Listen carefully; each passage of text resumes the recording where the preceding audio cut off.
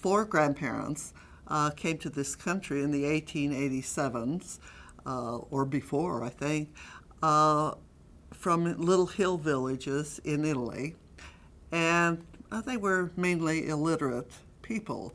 And so this shows the transition in several generations to literate, educated people that this country has an opportunity to give immigrants.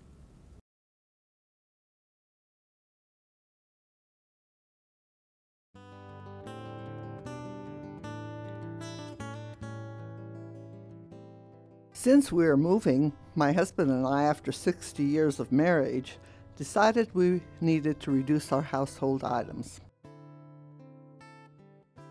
Unfortunately, this is a situation many people face as they get older. What to eliminate? What a dilemma. Everything has a memory, so many things bear testimony to our interest and heritage. Two things really bring my mom and dad to mind. My mother's 1930s Remington Rand typewriter and my father's 50-volume book collection of the Harvard classics. The typewriter belonged to my mother, Teresa Figliolino. She attended Barnes Business College in the 1920s. Very unusual for a woman at that time, especially for a young girl from Little Italy. But my grandmother, Felicia, from a small mountain village in southern Italy and illiterate, felt education was the key to a better life.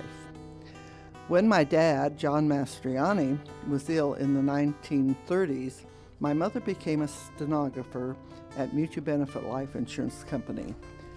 She brought a typewriter to have at home in order to increase her skills. I still remember the clickety-clack it made as she typed.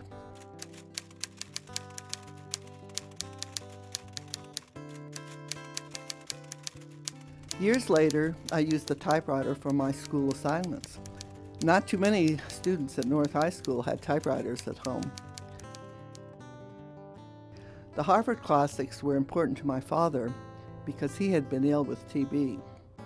Never a robust person, he was very much a scholar. He had also attended Barnes Business College. He bought many sets of books from door-to-door salesmen who told him that reading the books in the Harvard classics would be equal to a college degree in humanities, so he read. Being a latchkey kid with a working mother, I also read a lot. Two of my favorites of the Harvards were Don Quixote and 1001 Nights, but I never got through all 50 books. However, I was inspired by them.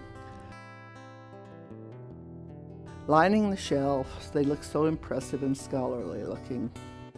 When my parents moved, my husband and I brought them to our home where they graced our bookshelf. Now one of my daughters will take them.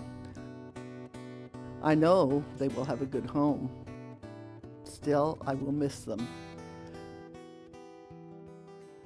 But none of the family wanted a typewriter, so I gave it to a repairman. It was like losing an old friend. For me, the Harvard classics and the typewriter are symbols of my family's transformation from poor, uneducated Italian immigrants who came to Denver in 1887 to my attendance at the University of Denver and becoming a teacher.